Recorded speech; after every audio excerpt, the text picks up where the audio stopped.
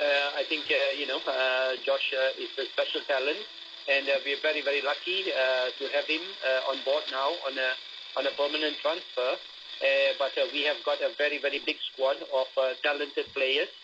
So, no, there will not be, I would say there will not be too much movement on the transfer front, Gary.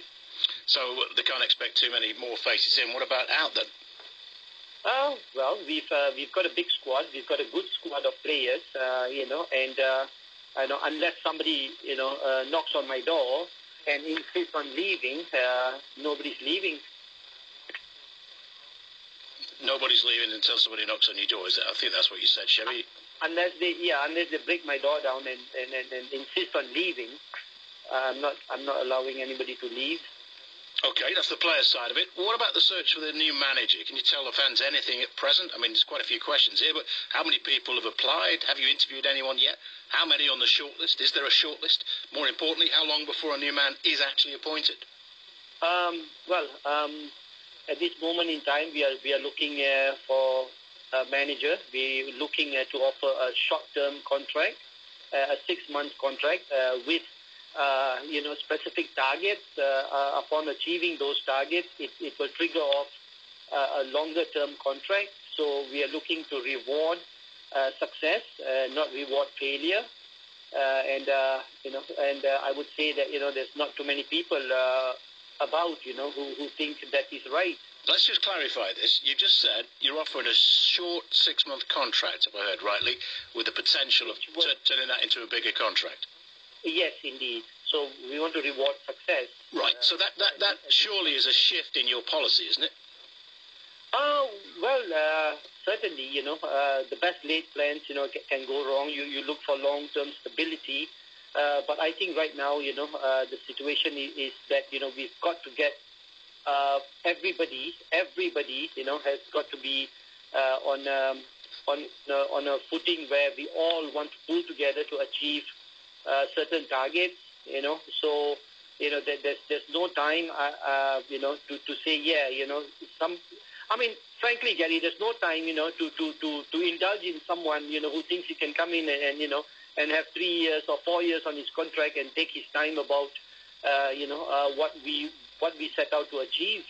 But someone would counter, and I'm going to ask you that as well. Right? Someone would have a totally different view of that about football and say that the state of your club at the moment, the position it's in, the position it's allowed to go to, the things that are going on off the field, requires someone. You've got no backroom staff hardly.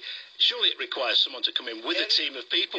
Gary, I'm sorry, Gary, but I have got to defend my backroom staff who've done an excellent job over the last 2 games. I'm sorry. I disagree with anybody who says that. This is disrespectful to the likes of Gary Boyer, Terry McPhillips, Tony Grant, Steve Drench, who've been working in their socks off over the last week to 10 days. That is not in question, and that's not what I meant, Shebby. I think I mean the people who've already left the club. You are men down. Let's put it that way. You are men down, aren't you? No, we are not. We are not short-handed in any department. We have got people who are extremely, extremely happy and, accepting the challenge. So, no, please, I will disagree with anybody who says that. So the 2 names that have been doing the rounds over 48 hours, are they the kind of people who will accept a short-term 6-month contract like Billy Davis and people like that? Gary, I've never mentioned those names. Oh, so I agree, you haven't, but plenty of people have. I haven't. Peter Taylor?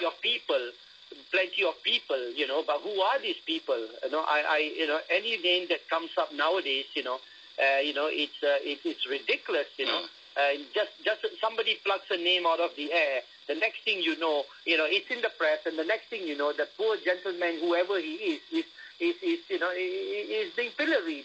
I mean, this is ridiculous. Okay, let me ask you a direct question then, and never mind, whether it's speculation or not. I'll ask you a direct question.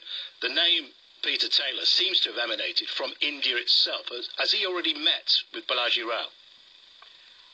I have to say that, the rumors can start from anywhere in the world. Or the speculation can start from anywhere in the world. Peter Taylor is one of the most respected people in terms of football coaching in England. Peter Taylor played for Tottenham Hotspur.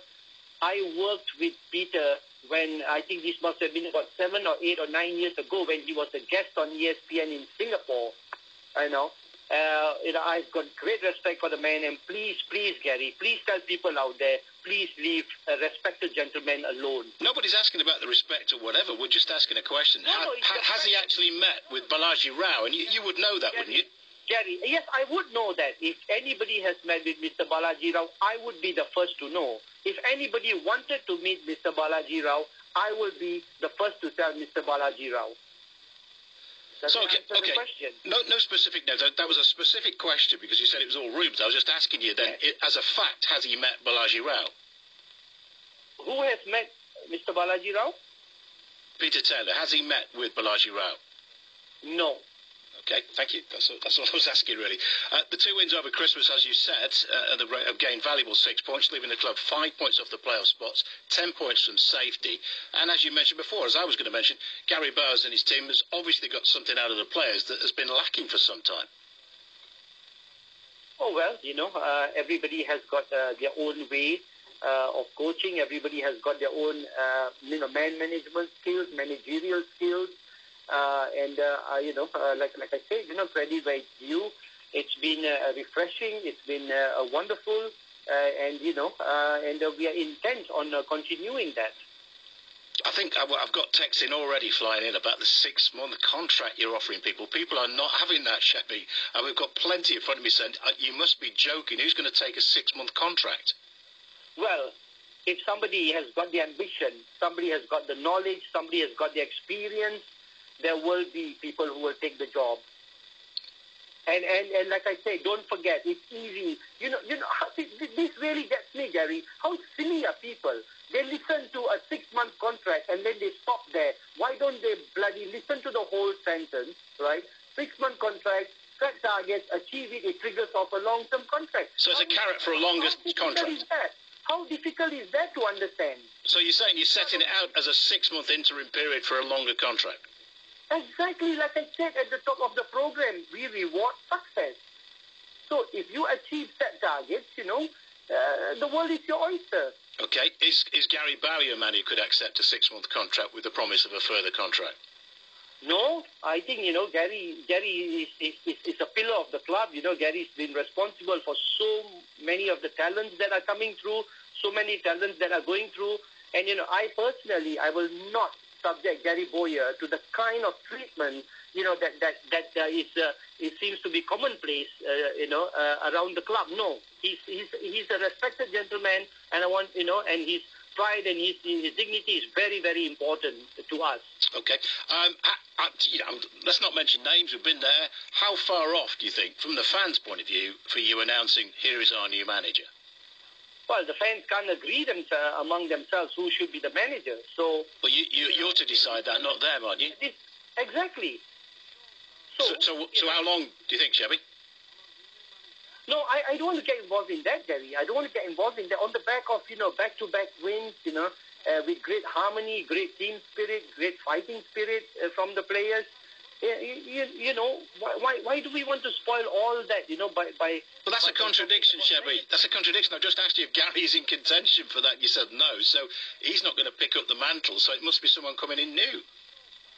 Well, there will be someone coming in, there will be. But at this moment in time, I think there's 2 separate issues here. Number one is how well the team have done in the last 2 games.